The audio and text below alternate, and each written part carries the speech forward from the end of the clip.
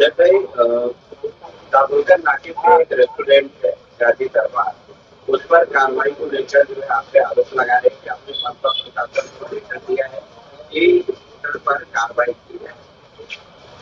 जी, लेकिन जो आरोप आप लगा रहे मुझ पे बोले, इसके लिए मैं सिर्फ इतनी जवाब दूंगा कि एक नगर सेवक होने के नाते अगर मेरे आरोप मैं नहीं लगा रहा हूँ, हाँ जो लगा रहे, आज प्रेस कॉन्फ्रेंस हुई थी तो वहां पर इस तरह की बात मैं वही उसका जवाब दे रहा हूँ कि इलीगल कब्जा करके बैठे, वो फुटपाथ जाम करे, वो दुकान से 10 फुट तक आगे जाकर के पतरे का शेड मारे वो, और एज अ नगर सेवक अगर लोगों की मुझे शिकायत आए और मैं उसके बाद उस पर कार्रवाई की मांग करूं तो बोले कि साहब भाई पर्सनल दुश्मनी निकाल रहे हैं। ये कहाँ तक सही है? ये देखो, ये मुमरा यूथ फाउंडेशन का लेटर है। उन लोगों ने मुझे लेटर दिया और कहा कि प्रभाग 26 के फुटपाथ से अतिक्रमण हटाने एवं पैदल यात्रियों के लिए फुटपाथ खाली करने बाबत ये उनने मुझसे डिमांड की। ये उन लोगों ने मुझसे डिमांड की ये उम्मीद पे कि मैं नगर सेवक रह करके, पिछले उन्होंने बैठ करके मुझसे कहा कि पिछले नगर सेवकों से उम्मीद नहीं साहब भाई, आप इसे खाली करवाओगे, थोड़ा अपने वार्ड को खूबसूरत करोगे, थोड़ा है ना हॉकर्स मुक्त करोगे कि अपने पास ऑलरेडी एक बाजार है, बाजार में हॉकर्स रहने दो, बाकी आजू बाजू में सब साफ करो। ठीक है मौला, डन। उसके बाद वही गाजी दरबार के लिए पीछे असलम मेंशन है। इनकी शिकायत है मेरे पास कभी की 15/2/2026 की। अभी मैं उनकी यानी रात का धंधा भी बंद कराने के लिए लेटर दे रहा हूँ, तो भी क्या ये इल्जाम लगेगा कि यानी सेव कर रहा है? अभी असलम मेंशन ने मुझे क्या लिखा, some hotels and hawkers opposite of our building in our area remain open late at night causing significant noise pollution and smoke spreading due to cooking on open space which is harmful to health। और तफसीली उन लोगों ने उनको जो शिकायत है उन लोगों ने मुझे लिख कर दी है। मैं नगर सेवक टू कॉर्पोरेटर सैफ पठान करके लिख कर दिया उन्होंने कभी 15/2/2026। अब मैं उसके लिए भी यानी वहां कर पूरी लाइन से जितने भी धंधे वाले हॉकर थे मैं कंप्लेंट करने वाला हूँ कि इनको 11 बजे बंद कर दो, तो भी क्या पर्सनल है मेरा? पब्लिक में नगर सेवक मुझसे आवाम आएगी, मुझसे रिक्वेस्ट करेगी, कंप्लेंट करेगी, मैं उसको फॉरवर्ड करूंगा। आगे आगे बता रहा हूँ आपको, सुनो।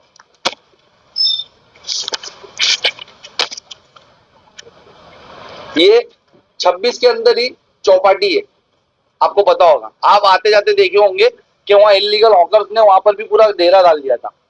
मैंने वहां पर मांगनी की, मैंने कंप्लेंट की कि भाई वो फुटपाथ पे आज कब्जे हो जा रहे, बाद में फिर वो गुलाब पार्क जैसा हाल हो जाएगा, हॉकर्स हटेंगे नहीं, अभी उनको हटाओ। कल कार्रवाई हुई है उनके ऊपर जब इनको नोटिस दिया गया। ये आज की फुटेज है। आज बताओ चौपाटी खूबसूरत नहीं लग रहा? आज ये पूरे हॉकर्स हट गए, सिर्फ 3 उन लोगों ने क्या बोलते दिव्यांग के वो छोड़े, वो लीगल थे करके। आज ये खूबसूरत नहीं लग रहा? पूरा रास्ता क्लियर हो गया वहां का।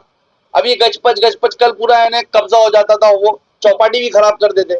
मेरे क्षेत्र में आता, मैंने वहां का लेटर डाला, ये दाभोलकर रोड का, उसके ऊपर फुटपाथ पे मैंने क्या लिखा हूं, मैंने एक का विषय वो नहीं लिखा हूं, मैंने लिखा हूं कि 26 मधील दाभोलकर रोडवर फुटपाथवरून अनधिकृत अतिक्रमक हटवाने पदचाऱ्यासाठी फुटपाथ मोडगा करण्याबाबत, चलने के लिए फुटपाथ खाली करने बाबत। उसके अंदर मैंने लिखा हूं पैनल 26 मधील दाभोलकर रोड परिस्थल फुटपाथ अनेक दुकानदारांनी, अनेक एक नाही आहे, अनेक दुकानदारांनी अतिक्रमण केलेले आहे। दुकानदाराकडून फुटपाथवर व्यवसायाचे साहित्य, शेड तसेच इतर कामासाठी स्वरूप बांधकाम करून सार्वजनिक जागा वापर केले जात असल्यामुळे पदरांचे फुटपाथवरून चलण्यासाठी जगह उपलब्ध होत नहीं। इसके लिए मैंने उनपे लिखा कि अनेक ने किया है और सबने प्लास्टिक के शेड डाले। हाँ, गाजी दरबार का मैंने नीचे विशेष करके लिखा कि गाजी दरबार ने 10 फुट पतरे का शेड डाला है, कल दीवार उठा के दुकान बना लेगा। तो मैंने लिखा कि उसके पतरे के शेड को भी हटाया जाए। तो इसमें मैंने दुश्मनी निकाला, पर्सनल जा रहा हूँ, ये क्या है? मैं तो पूरे उसकी मांग नहीं कर रहा हूँ। जो प्रेस कॉन्फ्रेंस हुई उसी प्रेस कॉन्फ्रेंस में पापा तैयब और उसके अलावा बासित ये लोग भी मौजूद थे। और ऐसा कहा कि जो है अगर लड़ना है तो पापा बासित से लड़कर बताए, और ये भी कहा कि जो है लेकर डाले पैसा निकालो, इस तरह की बात उन्होंने कही।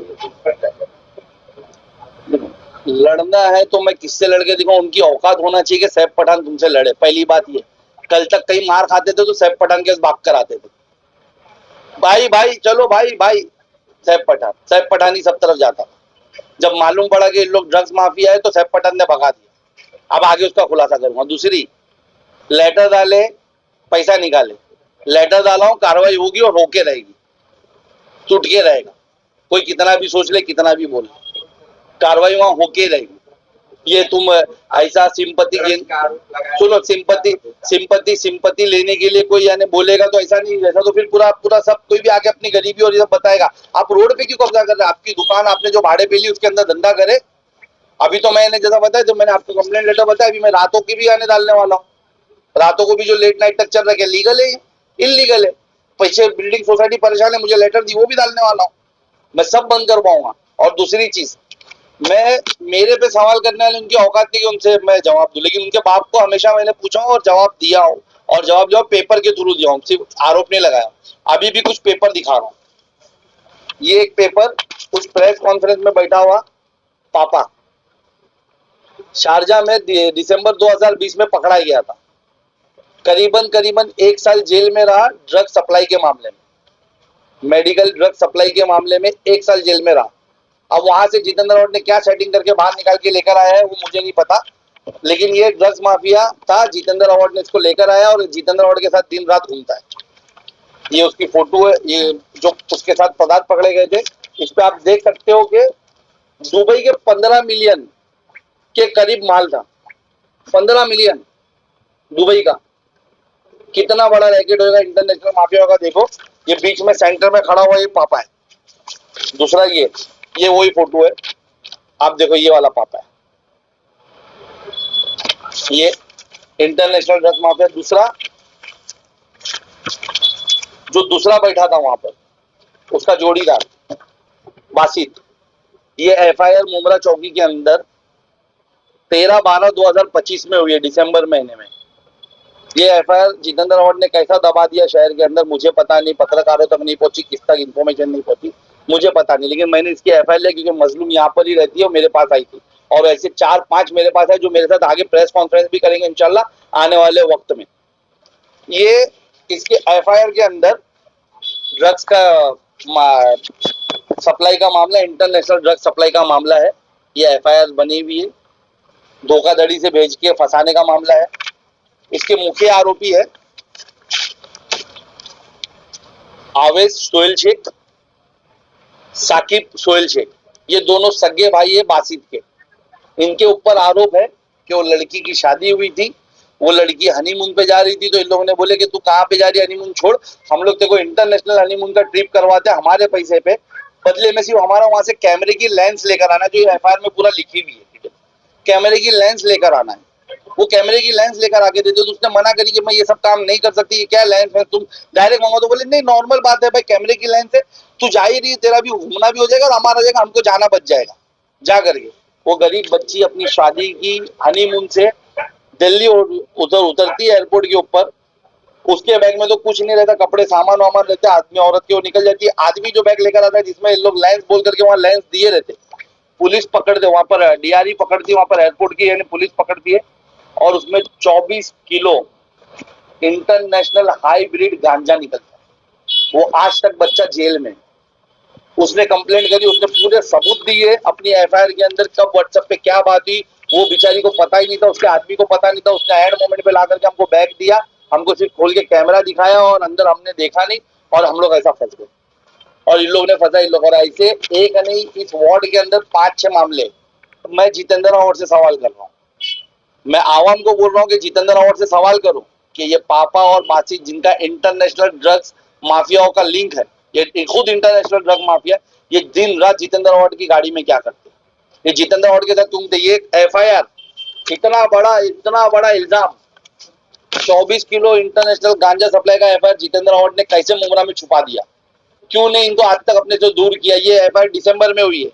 पापा को इंटरनेशनल छुड़ा के लेकर आके साथ में क्यों रखता है? वो ऑपरेट करता था उसका वहां पर, या अभी भी उन लोग की ऑपरेटिंग चालू है? जो बैंड है, जो दुबई नहीं जा सकता, देरा नहीं जा सकता, देरा की जेल में जमा था, जरूरत पड़ी तो देरा की जेल की पूरी डिटेल्स दूंगा, वो बताए कि ये दोनों इंटरनेशनल ड्रग्स माफिया क्या करते हैं। और जब भी कोई ड्रग्स का ताल्लुकात आता है, जब कोई आरोपी या बड़ा डीलर पकड़ा जाता है, तो उसके तार जितेंद्र अवार्ड से कैसे जुड़ जाते हैं या एनसीपी शरद पवार गुट से कैसे जुड़ जाते हैं? अगर कोई आपको याद होगा मिड डे की एक रिपोर्ट है कि एक बड़ा एमडी ड्रग्स डीलर पकड़ा गया था, तो उसका लास्ट लोकेशन विवियाना मॉल के कोई मंत्री के नेता के घर के पास मिला था। वो कैसे मिला था? पाल के पकड़े जाता है, पूरे फोटो शानू पठान एनसीपी के गुट के साथ दिखते, उस पर प्रेस कॉन्फ्रेंस ली थी एक ने। आज मैं ये दो जन का खुलासा कर रहा हूं कि दोनों इंटरनेशनल ड्रग्स माफिया है, पापा और बासित। उनका परिवार इसी में मुलविस है, उसके बाप की, उनकी सबकी इंक्वायरी होना चाहिए। जो कंटिन्यूसली इंटरनेशनल लोग क्या करने जाते हैं, यही ड्रग्स लाइन से उतारने जाते हैं। उनके पासपोर्ट चेक होना चाहिए, उनकी डिटेल्स चेक होना चाहिए कि उन लोगों ने इतने सालों में कितनी ट्रिप मारी और ट्रिप के पीछे मकसद क्या था, और जितेंद्र अवार्ड का क्या क्या रोल रहा है, कहाँ से उनको बचा के लाने का रोल रहा है, कि कलकत्ता से वो गाजी दरबार की बहनों को बचा के लाने का रोल रहा है, कि यानी यहाँ से इन लोग की ये पूरा रैकेट चला रहे। मुझे फिक्र है, अब तो मैं खुलकर बोल रहा हूँ, मुझे फिक्र है कि गाजी दरबार पे जितने यंग छोकरे बैठ रहे, उनके पेरेंट्स को बोलूंगा पता करो कहीं इनके बीच में फंस ना जाए जैसे यहाँ के बच्चे फंसे। वो ड्रग्स पेडलर ना बना रहे हो सबको, ये ड्रग्स डीलर लोग हैं जो इंटरनेशनल लेवल से ड्रग्स लाके करते क्या है।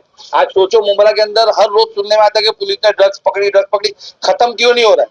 क्योंकि सरगना तो घूम रहे एमएलए की गाड़ी में। एमएलए का क्या रोल है उसके अंदर? जितेंद्र अवार्ड जवाब दे, आप लोग पूछिए उनसे, जवाब ले। नहीं तो इंशाअल्लाह ताला मुझे मौका मिलेगा, कहीं मुझे दिखेंगे कैमरा चालू करके जितेंद्र अवार्ड से इन दोनों का हिसाब पूछूंगा, ये दो ड्रग्स माफिया आपकी गाड़ी में क्या करते। मैं तो जनता का जनप्रतिनिधि हूँ, आपको कंप्लेंट दिखा रहा हूँ। इतनी कंप्लेंट है उनकी, वही होटल्स की है, आजू बाजू फुटपाथ की है, मैं कंप्लेंट डाल रहा हूँ। तो ये इल्जाम करना है चौपाटी पे इतनी कार्रवाई हुई, कल वो चौपाटी वाले भी उठ जाएंगे कि बोले साहब भाई ने हम पे कार्रवाई करवा दी है। मैं स्टेशन क्लीन करने बोल रहा हूँ कि जितना स्टेशन से बाहर निकलने का रास्ता गंदा दिखता है, वो हॉकर्स लोग बैठे हैं, सबको क्लीन करो, आगे फुटपाथ क्लीन करो, खूबसूरत बनाओ स्टेशन को, बेजब वार्ड के अंदर है। तो कल वो इल्जाम लगाएंगे साहब भाई हमारे ये सब यही सब सोचते रहेंगे, चुप बैठूं, शहर को नहीं सुधारू, अपने वार्ड को नहीं सुधारू। पहली जिम्मेदारी मेरी वार्ड पे ना, वार्ड के लोगों ने चुन के दिया है। तो ये मेरा ये है, और मुझे जितेंद्र अवार्ड जवाब दे कि ड्रग्स माफिया उसकी गाड़ी में क्या करते, दिन रात उसके साथ क्या घूमते।